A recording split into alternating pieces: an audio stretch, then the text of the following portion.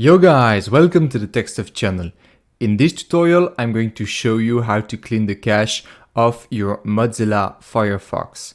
You'll see it's very simple, just follow the steps. First, you go up here and find the menu. You click on it and find the Options tab. You click on it. Here, just click the Privacy and Security tab.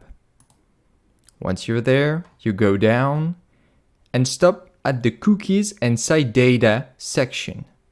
Once you're there, you clear your data, right? Here, you can choose either you want to clean your cookies and site data with the cache or not. Actually, I don't want to, so I uncheck the box.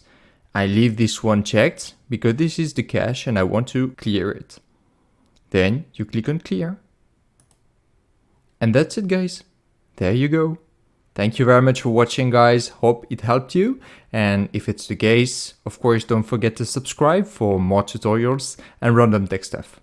Don't forget to leave a like, and I see you in the next one.